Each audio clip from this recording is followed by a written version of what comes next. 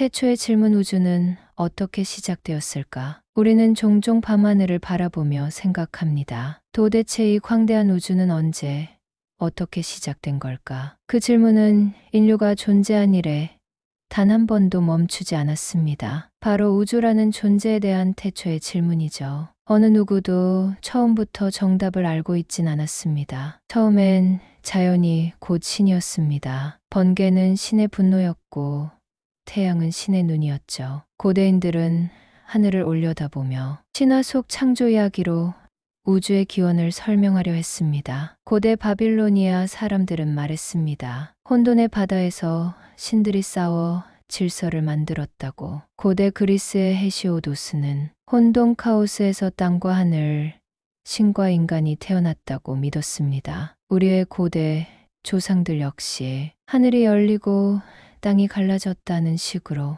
우주의 시작을 이야기했습니다. 그건 단순한 미신이 아니었습니다. 그들에게는 세상을 설명하려는 첫 번째 철학이자 과학이었죠. 하지만 시간이 흐르며 인간은 점점 신이 아닌 법칙으로 우주를 이해하기 시작합니다. 눈으로 볼 수 없는 것을 믿기보다 관찰하고 측정하고 계산하기 시작한 것이죠. 기원전 3세기 아리스타르코스는 태양 중심 우주론을 제안했습니다. 하지만 받아들여지지 않았습니다. 그의 생각은 1800년이나 묻혀 있다가 코페르니쿠스와 갈릴레오, 케플러, 뉴턴에 의해 다시 세상 위로 떠오릅니다. 우주는 그렇게 조금씩 신의 영역에서 인간의 사고로 내려오기 시작한 겁니다. 그렇다면 질문을 다시 해봅시다. 우주는 정말 시작이 있었던 걸까요? 언제 시작되었을까요? 그리고 무엇이 그것을 시작하게 만든 걸까요? 현대 과학은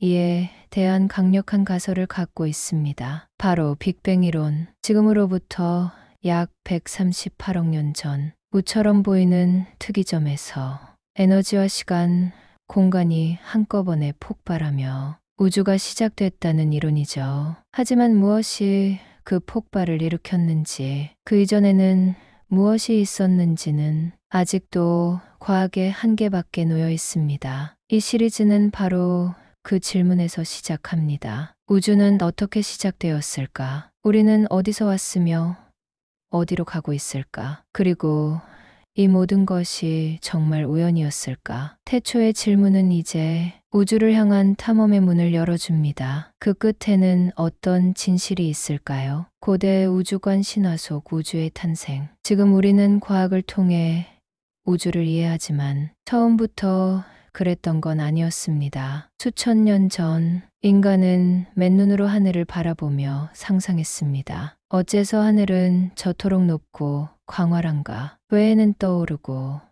달은 지는가? 별자리는 누구의 손길인가? 그들에게 우주는 설명해야 할 대상이기 전에 경외와 두려움의 존재였습니다. 그래서 사람들은 이야기를 만들었습니다. 신화는 바로 그들의 첫 번째 우주 지도였죠. 바빌로니아의 창조 신화 에누마 엘리시는 말합니다. 태초엔 두 개의 신 바다의 여신 티아마트와 물의 신 압수가 있었습니다. 이들이 갈등 끝에 충돌하면서 하늘과 땅이 분리되고 세계가 만들어졌다고 합니다. 티아마트의 시신이 찢겨져 하늘과 대지가 되었다는 이 신화는 혼돈과 질서, 창조의 고통을 담고 있습니다. 그리스 신화도 다르지 않습니다. 카오스 혼돈이라는 이름의 공허에서 가이아 대지와 우라노스 하늘, 그리고 신들이 태어났습니다. 시간의 신 크로노스, 번개의 신 제우스가 등장하며 세상은 점점 신들의 전쟁을 통해 질서를 얻습니다. 인도 신화에서는 브라흐마가 태초의 알에서 나와 우주를 창조하고 그 우주는 수없이 탄생하고 소멸하며 윤회를 반복한다고 이야기합니다. 우주가 끝없이 되풀이된다는 발상은 오늘날 과학자들이 말하는 순환 우주론과도 닮아 있습니다. 우리나라 단군 신화에서도 우주는 인간과 하늘 그리고 자연이 공존하며 태어납니다. 하늘에서 내려온 환웅, 곰과 호랑이의 실현, 단군의 탄생은 자연과 신, 인간의 연결을 상징합니다. 이 모든 신화들은 서로 다른 땅에서 태어났지만 놀라울 정도로 비슷한 구조를 지니고 있습니다. 혼돈에서 시작된다. 신적인 존재가 등장해 세계를 만든다. 질서가 세워지고 인간이 그 안에 태어난다. 왜일까요? 그건 아마도 인간이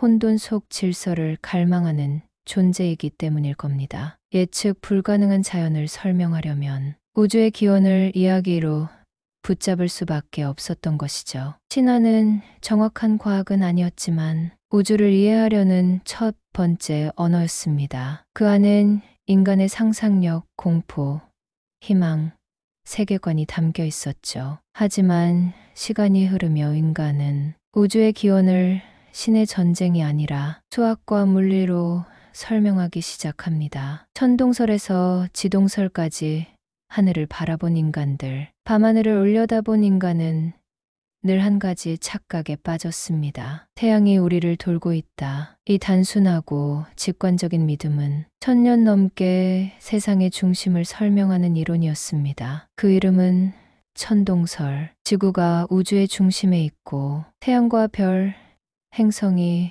그 주위를 돈다는 개념입니다. 이 이론은 고대 그리스 철학자 프톨레마이오스에 의해 정교한 구조로 정리되었고 이후 중세 기독교와 만나면서 절대적 진리가 되었습니다. 천동설은 그 자체로 완성도 높은 체계였지만 설명하지 못하는 것이 점점 많아졌습니다. 예를 들어 화성은 밤하늘에서 갑자기 방향을 바꾸어 거꾸로 움직이는 듯한 역행 현상을 보였습니다. 천동설은 이를 설명하기 위해 주전원이라는 복잡한 개념을 만들어냈지만 그건 점점 억지에 가까운 조립식 해석이 되어갔죠. 그리고 마침내 16세기 폴란드의 천문학자 니콜라우스 코페르니쿠스가 조용히 선언합니다. 지구가 도는 것이다. 태양을 중심으로 지구가 돌고 있다는 지동설을 주장한 것입니다. 이 주장은 당시로선 신을 모독하는 발언에 가까웠습니다. 신이 만든 특별한 세계의 중심이 지구가 아니라는 발상은 종교,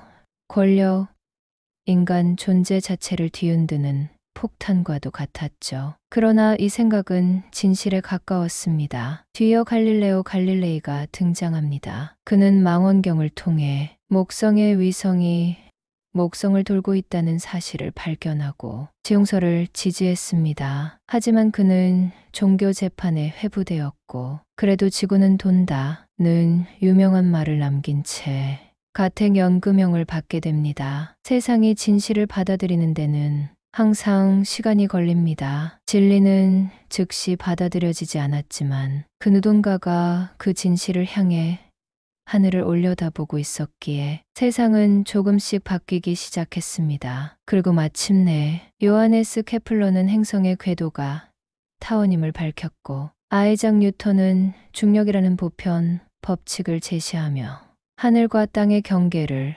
허물었습니다. 지구도 태양도 은하도 하나의 법칙 아래 존재한다는 사실, 그것은 곧 우주가 하나의 수학적 구조라는 의미였습니다. 이제 인간은 더 이상 신의 의지로 하늘을 설명하지 않습니다. 관찰하고 계산하며 우주의 진실에 조금씩 가까워지고 있습니다. 뉴턴의 우주 절대적 시공간의 등장. 17세기 유럽은 한 시대의 끝과 또 다른 시대의 시작에 서 있었습니다. 하늘의 신비는 신의 영역이 아니었습니다. 이제 인간은 질문합니다. 하늘과 땅의 움직임은 같은 법칙으로 설명될 수 있을까? 그 물음에 답한 사람, 아이작 뉴턴. 그는 사과가 떨어지는 장면을 보며 깨달았습니다. 지구에서 사과를 떨어뜨리는 힘과 하늘의 달을 움직이는 힘은 동일한 본질을 가진다는 것을요. 그 힘의 이름은 중력. 1687년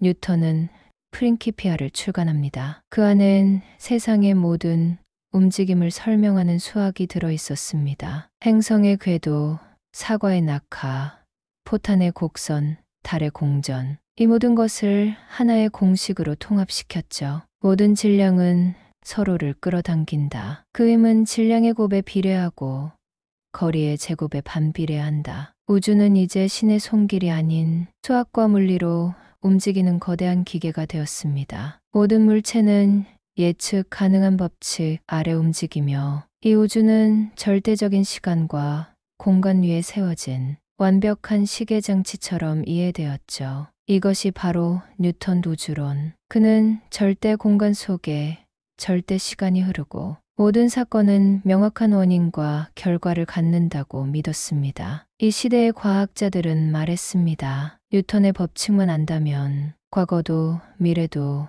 우주의 모든 움직임도 정확히 예측할 수 있다. 그만큼 뉴턴의 우주는 완전하고 안정적이었습니다. 우주의 질서를 처음으로 수학적으로 설명해낸 인간, 그가 바로 뉴턴이었습니다. 하지만 진리가 완전해 보일 때 그것을 흔드는 또 다른 진리가 등장하기 마련이죠. 뉴턴은 우주를 정지된 무대 위에서 움직이는 배우들처럼 보았습니다. 하지만 약 200년 후 또 한 사람이 무대 자체를 흔들어 놓습니다. 그의 이름은 알베르트 아인슈타인. 아인슈타인의 등장 시공간이 휘어진다. 1905년 한 무명의 특허청 직원이 세상의 눈에 보이지 않는 구조를 바꿔놓습니다. 그의 이름은 알베르트 아인슈타인. 그가 등장한 순간 우주는 더 이상 절대적인 무대가 아니게 됩니다. 그의 이론은 단순한 법칙이 아니었습니다. 그것은 세상의 틀을 바꾸는 발상이었습니다. 당시 과학계는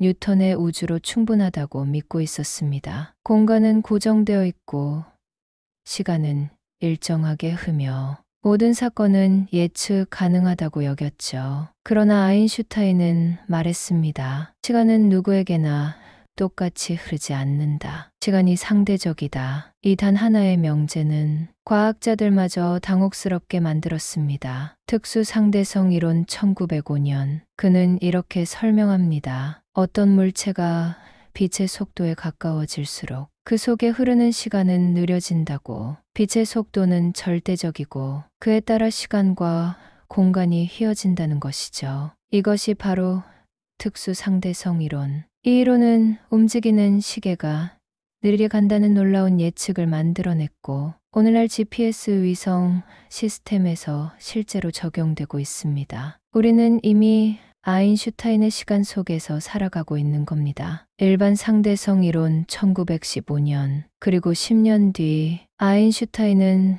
또 하나의 혁명을 발표합니다. 바로 일반 상대성 이론. 중력은 힘이 아니라 공간과 시간이 휘어지는 현상이다. 이 단순하지만 충격적인 주장으로 우주는 다시 한번 재정이 됩니다. 태양처럼 큰 질량은 주변의 시공간을 구부립니다. 지구는 그 구부러진 공간을 따라 궤도를 돌고 있을 뿐입니다. 공간은 더 이상 평평한 무대가 아니라 탄력 있는 천처럼 휘어지는 존재가 된 것이죠. 이 이론은 1919년 일식 때 태양 뒤에 별빛이 휘는 현상이 관측되며 증명되었습니다. 온 세계가 그날 아인슈타인의 이름을 기억하게 됩니다. 그의 이론은 단지 중력만 설명한 것이 아닙니다. 그것은 우주의 구조, 즉 빅뱅 우주론의 기초가 되기도 했습니다. 뉴턴은 우주를 정해진 법칙 안에 가둬두었습니다. 하지만 아인슈타인은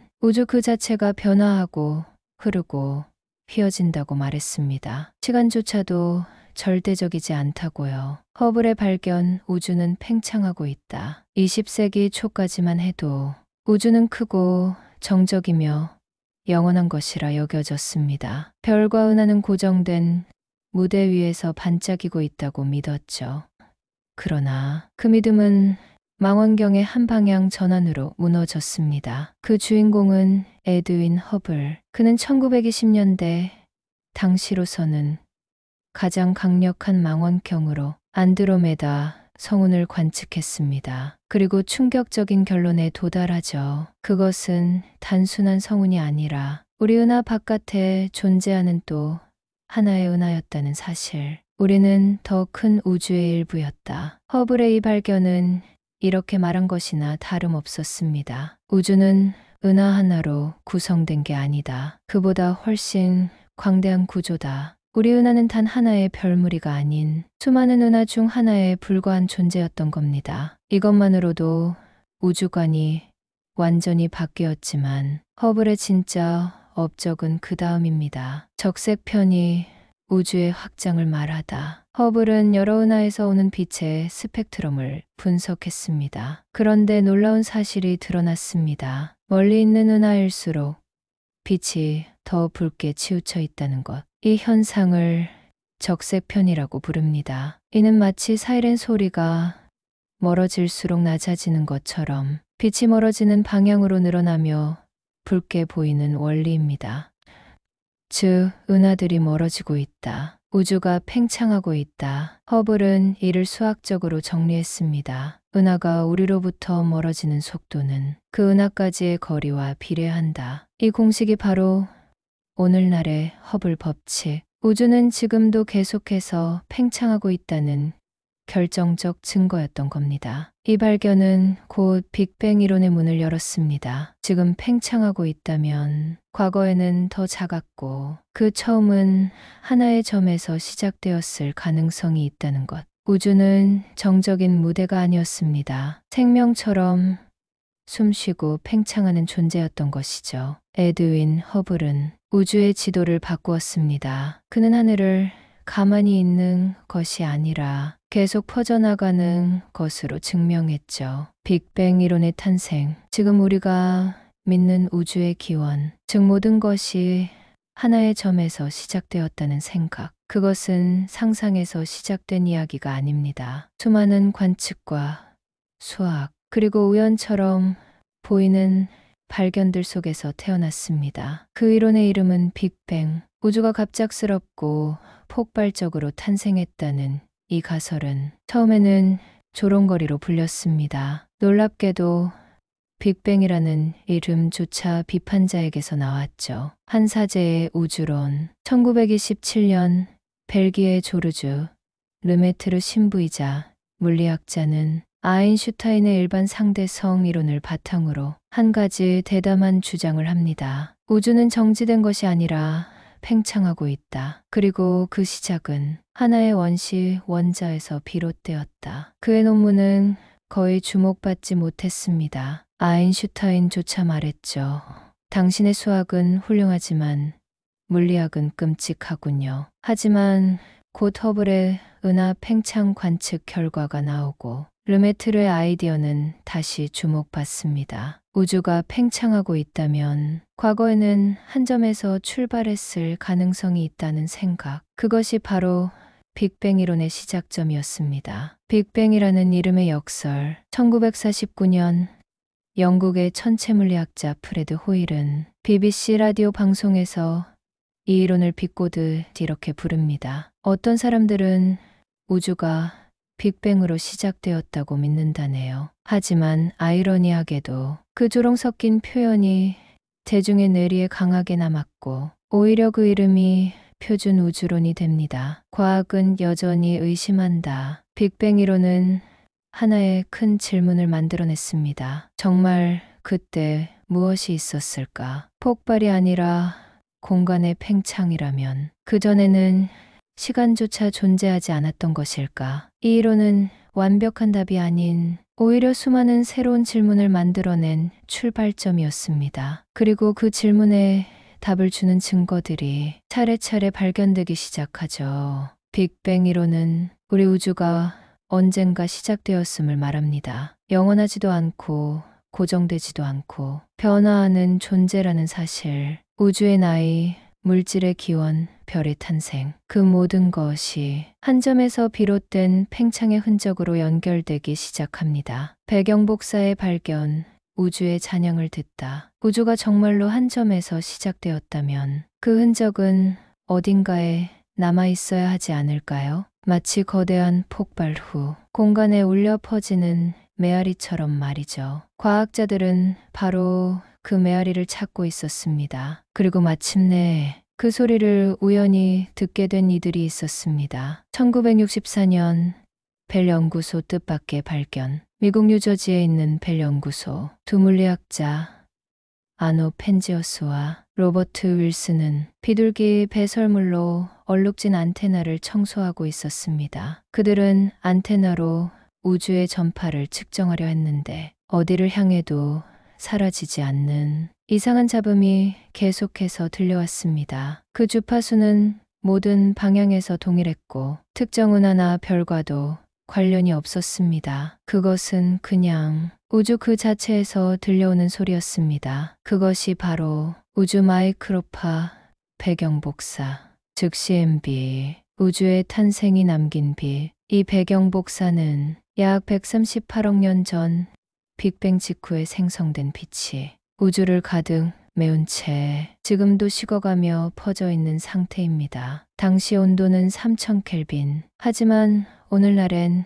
우주 팽창으로 인해 단지 2.7 켈빈의 극저온의 전자기파가 되어 우리를 둘러싸고 있는 것이죠. 그것은 마치 우주가 태어났다는 사실을 말없이 증명하는 속삭임이었습니다. 과학은 이제 들을 수 있게 되었다. 이 이론은 사실 빅뱅 이론을 지지하던 조지 가모프와 그의 동료들에 의해 예측되어 있었습니다. 하지만 그들은 관측하지 못했죠. 아이러니하게도 빅뱅을 반대하던 학자들이 결국 그 이론을 증명하는 단서를 발견한 것입니다. 펜지어스와 윌슨은 이 발견으로 1978년 노벨 물리학상을 수상했습니다. 그들이 들었던 소음은 우주의 탄생 그 자체의 증거였던 겁니다. 이제 우리는 알고 있습니다. 우주는 정말로 시작되었으며 그 시작은 지금도 우리 주위에서 속삭이고 있다는 것을. 그 소리는 들리지 않지만 계속해서 우주의 기원을 우리에게 알려줍니다. 빅뱅 이전은 존재했을까? 지금까지 우리는 우주가 약 138억 년 전 빅뱅으로 시작되었다는 이야기를 들었습니다. 하지만 문득 이런 생각이 들죠. 그전에는 뭐가 있었을까? 시간이 흐르기 전의 시간, 공간이 생기기 전의 공간. 상상조차 어려운 이 질문은 과학이 가장 답하기 어려운 주제 중 하나입니다. 특이점, 과학의 끝에서 마주한 벽. 빅뱅 이론에 따르면 우주의 모든 에너지와 밀도는 처음엔 무한히 작은 점, 즉 특이점에 모여 있었다고 합니다. 그곳에서는 중력과 양자역학이 충돌합니다. 현재의 물리학은 그 상황을 설명하지 못합니다. 중력은 시공간을 휘게 만든다 하지만 양자역학은 무작위와 불확실성을 말하죠. 두 이론이 충돌하는 그 지점, 바로 플랑크 시간, 즉 빅뱅 직후 10의 -43제곱 초 전후, 현대 과학의 블랙박스입니다. 그 앞은 말 그대로 미지의 세계죠. 그럼에도 누군가는 물었습니다. 그전에는 아무것도 없었는가? 아니면 다른 우주가 있었던가? 여기서 몇 가지 이론이 등장합니다. 첫 번째, 순환 우주론. 우주는 탄생과 소멸을 반복한다는 개념입니다. 빅뱅은 이전 우주의 빅크런치 수축으로부터 비롯되었을 수 있습니다. 두 번째, 브레인 우주론. 촉근 이론의 확장으로 우리 우주는 다차원 공간 속의 얇은 막이며 이 막들이 충돌하면서 빅뱅 같은 사건이 발생했다는 가설입니다. 세 번째, 양자 우주론. 우주의 시작조차도 확률적인 사건으로 보는 입장입니다. 무에서 유가 탄생할 수 있다는 양자 터널링 개념을 바탕으로 우주는 스스로 생겨났을 수 있다고 설명합니다. 이 모든 이론은 과학이라기보다는 철학에 가까운 상상일지도 모릅니다. 왜냐하면 빅뱅 이전을 관측하거나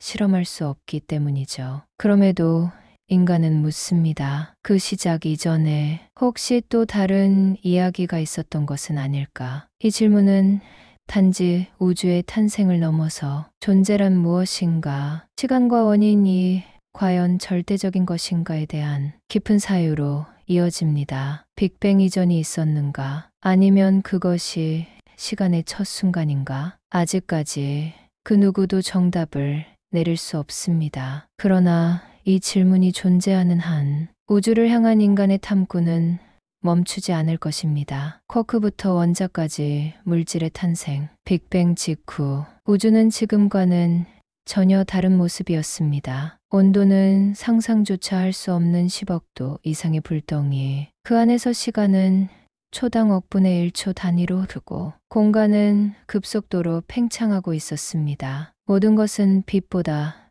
빠르게 움직이며 그저 에너지의 거대한 바다에 불과했습니다. 그렇다면 어떻게 그 혼돈 속에서 물질이 태어난 걸까요? 빅뱅 직후 0.00000000001초. 이 시점 우주의 온도는 너무 뜨거워 어떤 입자도 오래 버티지 못합니다. 에너지는 곧바로 입자로 바뀌었다가 다시 에너지로 소멸되기를 반복합니다. 이른바 입자 반 입자 쌍 생성과 소멸의 시기. 하지만 어느 순간 아주 작은 비대칭성이 발생합니다. 물질과 반물질의 소멸 경쟁에서 아주 미세하게 물질이 살아남기 시작한 것이죠. 이 잔존한 입자들이 훗날 별과 행성, 인간까지 만들게 될 우주의 재료가 됩니다. 쿼크와 글루온의 세계. 약 10마이크로초 후 우주의 온도가 약간 낮아지자 쿼크들이 자유롭게 떠다니던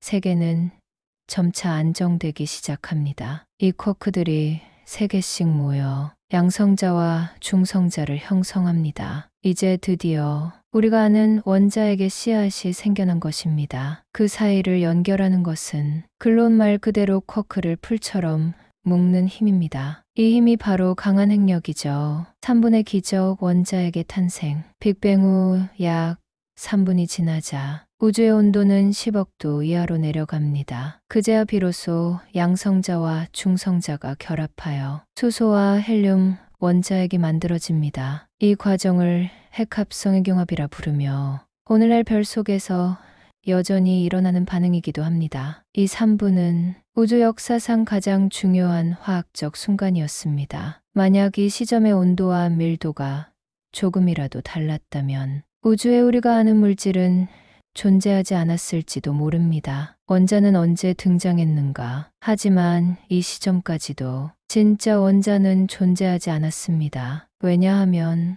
너무 뜨거워서 전자들이 핵에 붙지 못했기 때문이죠. 그로부터 약 38만 년 후 우주의 온도가 약 3000켈빈으로 내려가고 나서야 전자들이 원자에게 붙어 수소 원자가 처음으로 만들어집니다. 이 순간을 재결합기라 부르며 우주는 비로소 투명한 공간이 됩니다. 빛이 자유롭게 퍼져나갈 수 있게 된 순간이죠. 그리고 그 빛이 바로 지난 화에서 말한 우주배 경복사 CMB입니다. 이처럼 우리 몸을 이루는 원자 하나하나는 그 기원이 빅뱅 직후의 미세한 우연과 물리 법칙에서 비롯된 것입니다. 우리는 단순한 생물이 아닙니다. 138억 년 전 우주의 흔적 그 자체로 탄생한 존재입니다. 암흑물질의 비밀. 우리는 밤하늘을 올려다보며 수많은 별과 은하, 빛을 본다고 말합니다. 하지만 과학자들은 말하죠.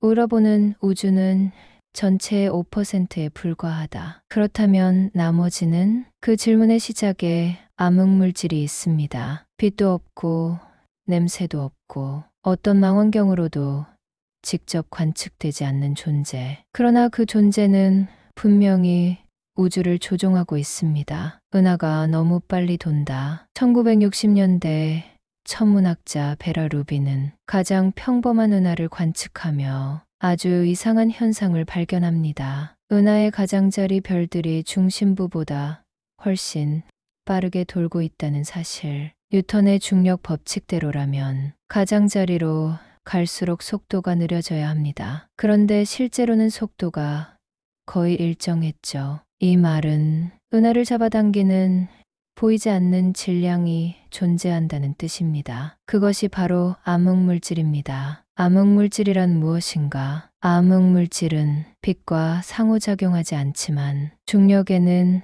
반응합니다. 우주에서 별과 은하, 가스, 먼지를 모두 합쳐도 그들이 은하를 붙잡을 만큼의 질량이 나오지 않습니다. 그 빈 공간을 메우는 정체불명의 질량, 그게 바로 암흑물질이죠. 과학자들은 암흑물질을 찾기 위해 지금도 수많은 지하 실험실, 우주 망원경, 입자 충돌기를 활용해 연구 중입니다. WIMP, 엑시온, 새로운 입자. 암흑물질의 후보로는 WIMP 약하게 상호작용하는 무거운 입자, 엑시온, 초대칭 입자 등이 있습니다. 하지만 아직 그 어떤 후보도 실험적으로 검출된 적이 없습니다. 그래서 암흑물질은 과학계에서 가장 유명한 존재는 분명한데 정체는 모르는 것 중 하나로 남아 있습니다. 암흑물질이 없다면 우주는 무너진다. 만약 암흑물질이 없다면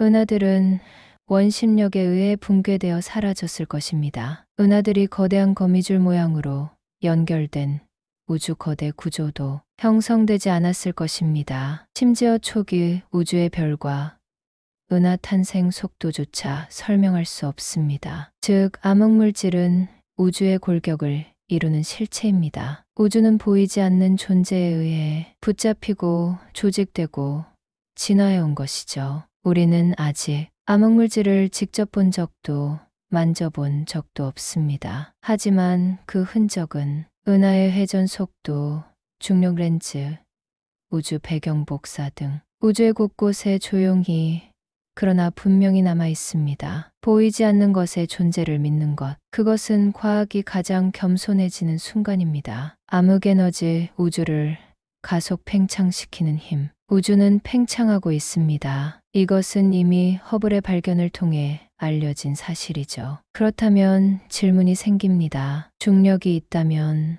우주의 팽창 속도는 점점 느려져야 하지 않을까? 그러나 1998년 천문학자들은 전혀 다른 결과를 보고하게 됩니다. 우주의 팽창은 느려지고 있는 것이 아니라 오히려 가속되고 있었다. 충격의 발견, 우주는 더 빨리 퍼져나가고 있다. 슈퍼노바 초신성 관측을 통해 멀리 있는 은하들이 예상보다 더 빠르게 멀어지고 있다는 것이 밝혀졌습니다. 이건 단순한 오차가 아니었습니다. 우주의 브레이크가 아니라 누군가가 가속 페달을 밟고 있는 상황이었죠. 그 원인을 과학자들은 이렇게 부릅니다. 암흑에너지. 암흑물질보다 더 신비로운 존재. 암흑물질은 보이지 않아도 중력으로 드러납니다. 하지만 암흑에너지는 중력조차도 거스릅니다. 오히려 반중력에 가까운 힘, 즉 시공간을 스스로 밀어내는 에너지로 추정되죠. 현재까지 우주를 구성하는 에너지 비율을 보면 우리가 아는 보통 물질 약 5%, 암흑물질 약 27%, 그리고 암흑에너지 무려 68%. 즉, 우주의 대부분은 우리가 직접 관측하거나 설명할 수 없는 암흑 속에 있습니다. 그 중에서도 암흑에너지가 최대 지분을 차지하고 있다는 사실은 우주의 본질이 얼마나 낯선 것인지 보여주죠. 암흑에너지는 무엇인가? 여러 이론이 존재하지만 그 누구도 확정적 정의를 내릴 수 없습니다. 대표적인 가설은 다음과 같습니다. 첫 번째, 우주 상수. 아인슈타인이 일반 상대성 이론에 도입했던 개념. 우주 공간 자체에 존재하는 일정한 에너지 밀도로 공간이 늘어날수록 더 많은 에너지가 생기며 팽창을 가속시킨다는 가설입니다. 두 번째, 스칼라장. 시간에 따라 변하는 동적인 에너지 장으로 암흑에너지가 일정하지 않고 진화하고 있을 수 있다는 가정입니다. 세 번째, 중력 이론의 수정. 아예 아인슈타인의 중력 이론 자체를 다시 써야 한다는 주장도 존재합니다. 우주 규모에서 중력이 다르게 작용할 수 있다는 생각이죠. 암흑에너지는 우주의 미래를 결정짓는 존재입니다. 그 힘이 지속된다면 우주는 앞으로도 끝없이 가속 팽창할 것이고 수십조 년 뒤 별과 은하, 빛마저 사라진 열적 죽음에 도달할지도 모릅니다. 우리는 아직 암흑에너지가 무엇인지 모릅니다. 하지만 분명한 건 그 미지의 힘이 지금 이 순간도 우주를 밀어내고 있다는 것. 우주는 점점 더 비어가고 있습니다. 그리고 그 빈 공간 속에는 여전히 해답 없는 질문들이 떠다니고 있죠. 우주의 운명 팽창할까? 수축할까? 우주는 지금 이 순간에도 팽창하고 있습니다. 그리고 우리는 묻습니다. 이 팽창은 언제까지 계속될까? 우주의 끝은 어떤 모습일까? 모든 시작에는 끝이 있다고 믿는 인간에게 우주의 종말은 피할 수 없는 궁금증이자 공포입니다. 과학자들은 지금까지의 관측을 바탕으로 세 가지 대표적인 미래 시나리오를 제시하고 있습니다. 첫 번째, 빅프리즈 우주의 열적 죽음. 이 시나리오는 우주가 끝없이 팽창하면서 식어가는 미래입니다. 암흑에너지가 팽창을 멈추지 않고 밀어낸다면 먼 미래의 은하들은 서로 너무 멀어져 서로의 빛조차 닿지 않게 됩니다. 별들은 모두 연료를 소진해 꺼지고 검은 외성과 중성자별, 블랙홀만 남게 되며 이마저도 호킹 복사에 의해 증발합니다. 수십조 년 후 우주는 절대 영도에 가까운 차가운 암흑의 공간이 됩니다. 모든 에너지가 고르게 퍼지고 이제 더 이상 변화도 생명도 없는 우주. 이것이 바로 열적 죽음. 두 번째, 빅크런치 우주의 붕괴. 만약 암흑에너지의 힘보다 중력이 더 강해지는 시점이 온다면 지금의 팽창은 언젠가 멈추고 반대로 수축이 시작될 수 있습니다. 그럴 경우 은하들은 다시 서로를 향해 달려오고 우주는 점점 작아지고 뜨거워지고 밀도가 높아지며 모든 것이 하나의 점으로 붕괴됩니다. 이것이 바로 빅크런치, 거대한 수축으로 우주가 다시 특이점으로 돌아가는 종말입니다. 흥미롭게도 이 이론은 다음 우주의 시작, 즉 또 다른 빅뱅을 유도할 가능성을 시사하기도 합니다. 이른바 순환 우주론이죠. 세 번째, 빅립 모든 것이 찢기는 종말. 가장 파괴적인 시나리오. 그 이름은 빅립. 암흑에너지가 일정한 힘이 아니라 시간이 지날수록 더 강해진다면 어떤 일이 벌어질까요? 먼저 은하가, 그 다음엔 별과 행성들이, 그리고 마지막엔 원자와 쿼크마저 찢겨져 사라집니다. 우주 자체의 구조가 붕괴되는 종말. 이 시나리오에서는 시간조차 존재할 수 없는 절대적 파괴가 일어납니다. 이 일이 언제 일어날지는 미지수지만 몇몇 이론은 지금으로부터 약 220억 년 후를 예측하고 있습니다. 이 세 가지 미래는 모두 우주의 팽창과 에너지 구성에 따라 달라집니다. 우리는 아직 그 정확한 값을 알지 못합니다. 우주는 조용히, 그러나 분명히 그 답을 향해 가고 있을 뿐입니다. 우주의 끝을 상상하는 일은 우리 자신의 끝을 상상하는 일과도 비슷합니다. 우리는 그 끝을 바꿀 수 없지만 그 끝을 이해하고자 노력하는 존재입니다. 그것이 바로 인간이 가진 가장 아름다운 질문이죠. 다중우주론, 우리 우주가 전부일까? 우리는 늘 이 우주 안에서 생각합니다. 하지만 문득 이런 질문이 들죠. 혹시 이 우주 말고도 다른 우주가 존재할 수 있을까? 내가 아는 이 현실이 유일한 현실이 아닐 수도 있다면 이 상상은 이제 단순한 공상이 아닙니다. 물리학자들의 수식과 이론 속에서도 다중우주는 진지한 가능성으로 다뤄지고 있죠. 다중우주란 무엇인가? 멀티버스라는 단어는 여러 개의 우주를 뜻합니다. 지금 우리가 살고 있는 이 우주 전체도 사실은 하나의 우주에 불과할 수 있다는 개념이죠. 우리가 볼 수 있는 이 우주는 하나의 거품일 뿐, 그 바깥에는 또 다른 우주들이 자기만의 법칙과 차원 속에 존재할 수 있다는 것. 이 말이 과학이 될 수 있었던 건 몇몇 이론들이 그 가능성을 수학적으로 예측하고 있기 때문입니다. 첫 번째, 인플레이션 다중우주론. 빅뱅 직후의 우주 인플레이션급 팽창 이론에 따르면 우주는 순간적으로 말도 안 되게 팽창했으며 이 팽창은 일부 지역에서는 끝나지 않고 계속되고 있다고 봅니다. 그렇다면 우리 우주는 인플레이션이 멈춘 공간일 뿐이고 다른 곳에서는 여전히 새로운 우주가 계속 생겨나고 있을 수 있습니다.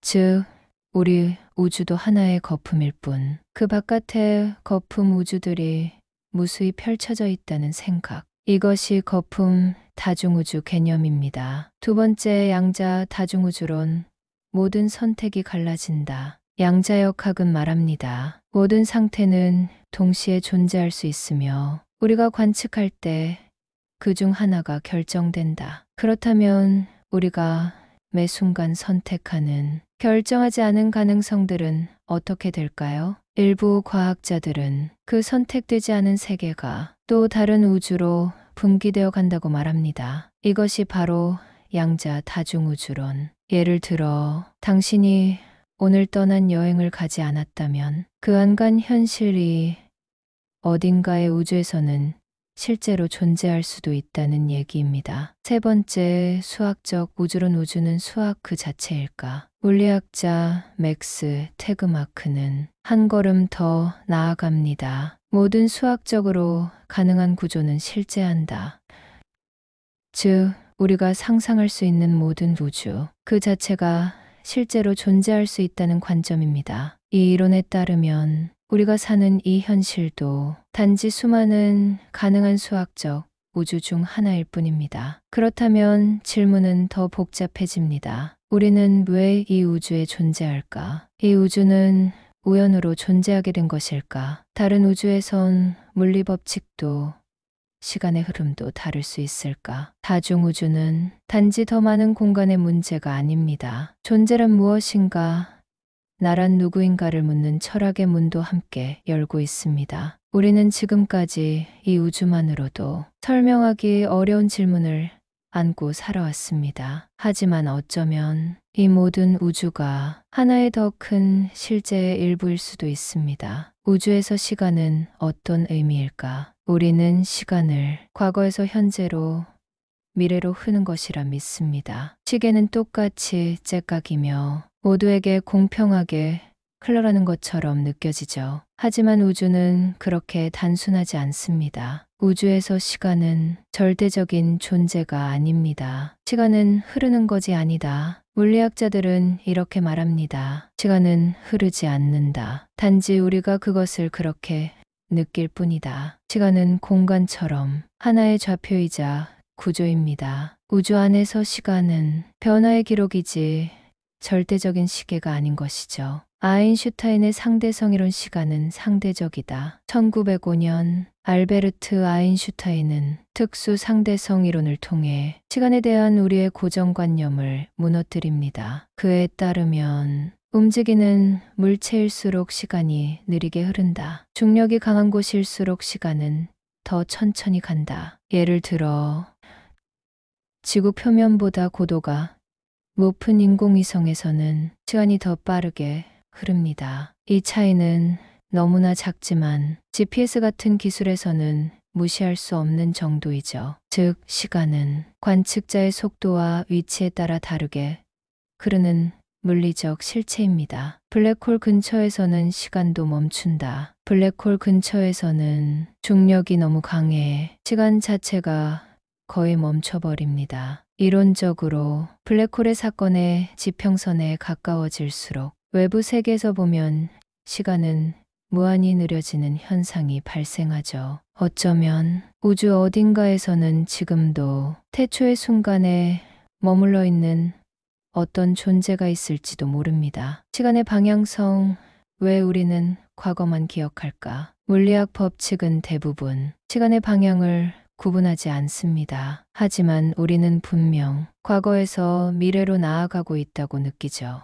이 비대칭성의 열쇠는 엔트로피 무질서도에 있습니다. 우주는 시간이 흐를수록 더 무질서한 상태로 나아가고 있기 때문에 우리의 경험도 항상 과거, 미래 방향으로 정렬되는 것입니다. 이걸 가리켜 시간의 화살이라 부릅니다. 그렇다면 또 하나의 질문, 시간이란 정말 존재하는 걸까? 일부 물리학자들은 우리가 생각하는 시간은 단지 인간의 뇌가 만든 착각일 뿐이라고 말하기도 합니다. 우주는 이 순간만 존재하며 과거와 미래는 그저 기억과 예측의 산물이라는 것이죠. 시간은 우리가 존재하는 방식이고 우리가 이해하지 못하는 가장 익숙한 신비입니다. 우주에서 시간은 절대적 흐름이 아닌 관계 속에서만 의미를 갖는 상대적 구조입니다. 그리고 우리는 그 구조 안에서 한 조각의 현재를 살아가고 있죠. 블랙홀과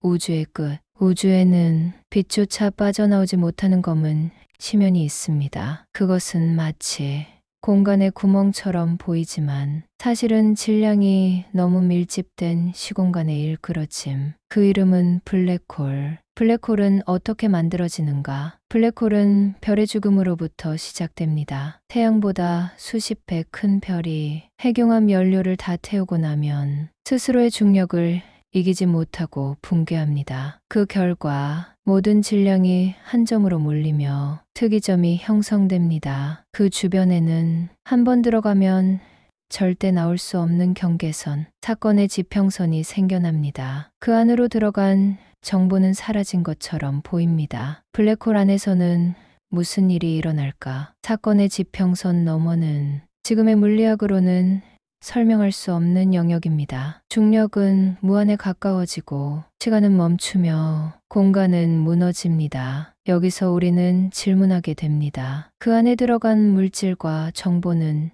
정말로 사라지는가? 이 질문은 곧 우주의 근본 법칙에 도전하는 철학적 수수께끼로 이어집니다. 블랙홀 증발 호킹의 역설. 1974년 물리학자 스티븐 호킹은 기존의 생각을 뒤집는 제안을 합니다. 블랙홀은 완전히 검지 않다. 아주 미세한 방사선을 내뿜으며 서서히 증발한다. 이 이론은 호킹 복사라고 불리며 블랙홀도 언젠가 사라질 수 있다는 사실을 제시합니다. 하지만 문제는 그 다음입니다. 그 안에 있던 정보는 어떻게 되는가? 정보는 사라지면 안 된다는 것이 양자역학의 원칙. 하지만 블랙홀이 증발하면 그 안의 정보도 함께 사라지는 것처럼 보입니다. 이것이 바로 정보의 역설. 현대 물리학은 이 문제를 풀기 위해 중력과 양자를 통합하려는 양자 중력 이론을 갈망하고 있습니다. 블랙홀은 우주의 끝일까? 아니면 또 다른 시작일까? 일부 과학자들은 블랙홀의 중심이 또 다른 우주의 문일 수도 있다고 생각합니다. 화이트홀, 모든 것을 쏟아내기만 하는 반대 개념의 천체, 혹은 블랙홀 내부가 새로운 우주의 씨앗, 즉 빅뱅이 시작된 특이점과 연결되어 있을 수도 있다는 가설도 존재합니다. 블랙홀은 단순한 파괴의 상징이 아닙니다. 그것은 우주의 법칙이 무너지는 경계선, 그리고 우리가 아직 알지 못하는 세계로의 통로일지도 모릅니다. 이 작고 어두운 존재는 우주에서 가장 많은 질문을 던지고 있습니다. 블랙홀보다 더 미스터리한 이야기. 그것은 바로 정보란 무엇이고 그것이 어떻게 보존되는가에 대한 근본적 물음입니다. 정보의 역설. 블랙홀은 정보를 삼키는가? 우주의 모든 것은 정보를 갖고 있습니다. 사람의 DNA, 행성의 궤도, 한 잎의 나무잎까지. 물리적 상태는 곧 정보입니다. 그리고 양자역학은 선언합니다. 정보는 절대로 사라지지 않는다. 하지만 블랙홀은 그 단순한 법칙에 정면으로 반기를 듭니다. 블랙홀 속 정보는 어떻게 되는가? 생각해 봅시다. 당신이 책 한 권을 블랙홀에 던졌다고 해보죠. 책은 무너지고 분해되어 사건의 지평선 너머로 사라집니다. 그럼 그 책에 담긴 단어, 이미지, 구조, 정보는 어떻게 되는 걸까요? 그냥 사라졌다고 말해도 될까요? 양자역학은 말합니다. 아니다. 그 정보는 반드시 어딘가에 존재해야 한다. 하지만 일반 상대성이론은 말하죠. 그건 이미 특이점 너머로 빨려 들어갔다. 이렇게 두 개의 대이론이 충돌하게 됩니다. 이것이 바로 블랙홀 정보 역설입니다. 호킹 복사와 정보 소멸의 문제. 1970년대 스티븐 호킹은 블랙홀이 아주 미세한 양의 복사를 내뿜으며 천천히 증발한다는 이론을 제안했습니다. 이것이 호킹 복사입니다. 문제는 이 복사가 완전히 무작위적인 열복사처럼 보인다는 겁니다. 다시 말해 정보를 담고 있지 않은 듯한 빛이라는 것이죠. 그렇다면 블랙홀이 완전히 증발했을 때 그 안에 들어갔던 정보는 영원히 사라지는 것일까요? 이것이 사실이라면 양자역학의 근본 원리 정보 도존의 법칙이 무너지는 셈입니다. 복잡한 해법들 벽, 가닥 또는 검면 물리학자들은 이 역설을 풀기 위해 여러 가지 해법을 제시해 왔습니다. 첫 번째, 방화벽 가설. 사건의 지평선에 도달하는 순간 정보는 강한 에너지 장애에 의해 불타버리며 사라진다는 이론. 하지만 이건 또 다른 문제를 만들죠. 왜냐하면 일반 상대성 이론에선 사건의 지평선은 아무것도 아닌 평범한 지점이기 때문입니다. 두 번째 끈이론과 흑체 복사 가닥. 블랙홀은 실제로는 수많은 끈의 얽힘으로 이뤄진 복잡한 구조이며 정보는 이 끈들 속에서 보존된다는 해석입니다. 세 번째, 홀로그래픽 원리. 블랙홀의 겉면, 즉 사건의 지평선에 정보가 투영되어 저장된다는 아이디어입니다. 이 가설은 나아가 우리 우주 전체가 사실은 어떤 2차원 정보의 투영일 수 있다는 충격적인 주장을 낳게 되죠. 과학과 철학의 경계. 이 정보 역설은 단순한 천체 물리학의 문제가 아닙니다. 이것은 우리가 사는 우주의 본질, 그리고 존재와 기억, 현실과 가능성에 대한 철학적 질문이기도 합니다. 정보가 사라진다면 존재했던 것은 증명할 수 있을까? 우주는 결국 기억을 잃는 존재인가? 지금도 세계 곳곳의 연구소에서는 이 역설을 풀기 위한 계산이 이어지고 있습니다. 정보는 사라질까? 보존될까? 블랙홀은 무덤일까? 또는 복구 가능한 도서관일까? 아직 그 해답은 없습니다. 하지만 이 질문 하나가 양자중력, 끈이론, 홀로그램 우주론 같은 전혀 새로운 물리학의 문을 열고 있습니다. 우주 시뮬레이션 이론, 우리는 누군가의 코드인가? 지금 이 순간 당신이 보고 있는 세상, 이것이 정말 진짜일까요? 당신의 손, 공기, 하늘, 별, 시간까지. 혹시 이 모든 것이 누군가가 만든 코드 위에서 작동하는 가상현실이라면 이전까지는 철학적 상상이었던 이 말이 이제는 과학자들과 기술자들 사이에서도 진지하게 논의되고 있습니다. 닉 보스트롬의 가설 시뮬레이션 속 인류. 2003년 스웨덴 철학자 닉 보스트롬은 이 가설을 다음과 같이 공식화합니다. 미래 문명이 충분히 발달한다면 과거 인류의 삶을 정밀하게 시뮬레이션 할 수 있을 것이다. 그리고 그런 시뮬레이션의 수는 실제 역사보다 훨씬 많아질 수 있다. 그렇다면 우리가 원본 세계가 아닌 그 수많은 시뮬레이션 중 하나일 가능성이 높다. 이 주장에 따르면 우리 존재는 고도로 발달한 문명의 연산 작업 결과물일 수도 있다는 겁니다. 시뮬레이션의 물리적 흔적들, 이 가설을 뒷받침할 수 있는 몇 가지 물리학적 관측이 제시됩니다. 첫 번째, 픽셀화된 우주. 우주의 기본 입자와 에너지가 불연속적인 단위로 존재한다는 사실은 마치 컴퓨터 그래픽의 픽셀처럼 세상이 디지털적으로 작동하고 있을 수 있다는 인상을 줍니다. 두 번째, 물리 법칙의 코드스러움. 우주를 설명하는 수학은 너무도 간결하고 논리적이며 코딩된 알고리즘처럼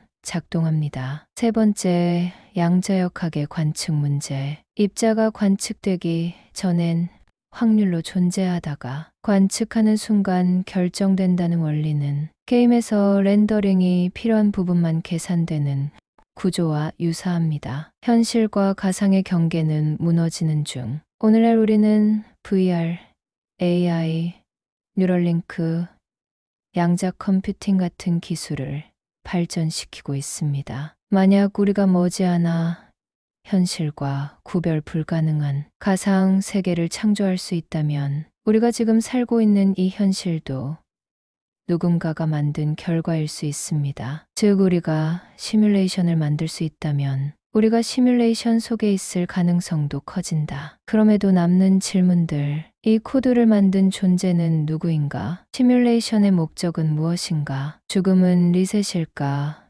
로그아웃일까? 우리의 자유의지는 진짜일까? 알고리즘일까? 이 질문들은 과학이라기보다는 존재론적 탐구, 즉 나는 누구인가 라는 원초적 질문으로 돌아가게 만듭니다. 우리는 아직 이 모든 것을 증명할 수 없습니다. 하지만 중요한 건 우리가 질문할 수 있다는 것, 그리고 스스로 인식할 수 있다는 사실 자체가 이미 이 세계의 놀라운 특성임을 말해줍니다. 설령 우리가 코드 속에 있다 하더라도 그 코드 안에서 의미를 찾고 질문을 던지는 존재가 된다는 것, 그것이 바로 인간입니다. 우주는 수학일까? 우주는 수학으로 설명됩니다. 별의 궤도, 빛의 속도, 양자 입자의 진동까지 자연은 정교한 공식에 따라 움직이고 있죠. 그렇다면 우주가 수학으로 설명되는 걸까요? 아니면 애초의 수학 그 자체일까요? 수학은 발견인가? 발명인가? 이 질문은 수천 년간 철학자와 과학자들을 괴롭혀왔습니다. 발견설 수학은 우주의 본질에 이미 존재하던 질서를 우리가 발견한 것이다. 즉, 수학은 현실의 근본 구조다. 발명설 수학은 인간이 만든 언어일 뿐이다. 우주는 자체의 존재이고 우리는 그것을 설명하려고 수학이라는 도구를 만든 것이다. 어느 쪽이 맞을까요? 맥스 태그마크의 수학적 우주 가설. MIT 물리학자 맥스 태그마크는 이 질문에 극단적인 답을 제시합니다. 우주는 단지 수학적으로 설명되는 것이 아니다. 우주는 수학 그 자체다. 그는 주장합니다. 우주에 존재하는 모든 것은 수학적 구조로 환원될 수 있으며 모든 수학적으로 일관된 구조는 어딘가에서 실제할 수 있다고. 즉, 우리가 사는 이 우주는 가능한 수학 구조들 중 하나의 실현에 불과할 수 있다는 이야기입니다. 수학은 우주의 DNA일까? 전자기파는 맥스웰 방정식으로, 중력은 아인슈타인의 텐서 방정식으로, 원자의 세계는 슈레딩거 방정식으로, 모든 자연 현상은 숫자와 기호로 표현되며 그 정확도는 놀라울 정도입니다. 어쩌면 수학은 자연이 스스로를 조직하는 언어 혹은 우주의 DNA인지도 모릅니다. 수학이 모르는 것들, 하지만 수학으로 설명할 수 없는 것들도 존재합니다. 의식과 감정은 수학적 구조로 완전히 설명될 수 있을까? 아름다움, 의미, 존재의 이유는 수식으로 표현 가능한가? 이것은 단지 물리학의 한계를 넘어서 인간이 세상을 바라보는 방식의 경계를 묻는 질문이 됩니다. 우주는 수학일까? 그 질문에 확실한 답은 없지만 수학은 분명히 우주와 우리가 연결되는 다리 역할을 해주고 있습니다. 수학을 통해 우리는 빛보다 빠른 상상력을 얻고 블랙홀 안을 들여다보며 우주의 탄생까지 거슬러 올라갑니다. 설령 우주가 수학일지라도 우리는 그 안에서 삶, 의미, 감정, 사랑 같은 숫자로는 환원되지 않는 가치를 살아냅니다. 어쩌면 우주는 수학이고 우리는 그 수학 위에 쓰여진 한 편의 시일지도 모릅니다. 우주의 시작을 묻는다는 것의 의미, 138억 년 전 무처럼 보이는 한 점에서 모든 것이 시작되었다고 우리는 말합니다. 공간과 시간, 에너지와 법칙이 그 순간 태어났다고. 하지만 정말 중요한 건 무엇이 우주를 시작시켰는가 보다. 왜 우리는 그 시작을 끊임없이 묻는가입니다. 우리는 우주를 이해할 수 있는 존재일까? 지금까지 우리는 우주의 탄생, 팽창, 법칙, 구조, 미래, 그리고 그 너머의 가능성까지 살펴봤습니다. 그 여정 속에서 우리는 알게 되었죠. 우주는 팽창하고 있으며 우리가 보는 모든 것은 우주의 5%에 불과하고 나머지는 암흑물질과 암흑에너지, 심지어 우리가 사는 이 현실조차 시뮬레이션일 수 있다는 가능성, 그리고 이 모든 현상을 수학과 물리라는 언어로 해석하려는 존재. 그 존재가 바로 우리 인간입니다. 질문하는 인간. 다른 생명체는 햇빛을 받고 숨쉬며 살아갑니다. 하지만 인간은 그 위에 질문을 덧붙입니다. 왜 우리는 여기 있는가? 시간은 왜 흐르고 나는 왜 죽음을 의식하는가? 이 모든 건 어디서 시작된 것일까? 우주의 시작을 묻는다는 것은 존재의 근원을 묻는 일이며 나 자신의 기원을 되돌아보는 일입니다. 우주의 이야기를 쓰는 존재. 우주는 단지 별들의 집합이 아닙니다. 그 안에는 삶과 죽음, 질문과 해답, 침묵과 사유가 담겨 있습니다. 우주는 자기 자신을 인식할 수 없는 거대한 존재였지만 인간이 등장함으로써 자기 자신을 질문하게 된 최초의 존재가 됩니다. 다시 말해, 당신이 우주의 시작을 묻는 바로 그 순간, 우주도 스스로를 의식하는 것입니다. 결론 없는 질문, 그러나 가치 있는 여정. 우주의 기원은 아직 완전히 밝혀지지 않았습니다. 어쩌면 절대 풀 수 없는 수수께끼일지도 모릅니다. 하지만 그 질문을 던지는 과정에서 우리는 과학을 만들었고 철학을 세웠으며 예술과 문명을 만들어냈습니다. 질문은 해답보다 깊습니다. 그리고 그 질문을 할 수 있다는 것 자체가 인간이 우주 속에서 갖는 가장 빛나는 특권입니다. 우주의 시작을 묻는 질문으로 시작해 결국 인간이 누구인가를 돌아보는 여정이었습니다. 우주의 이야기는 끝나지 않았습니다. 그리고 그 이야기를 써내려가는 건 바로 당신입니다.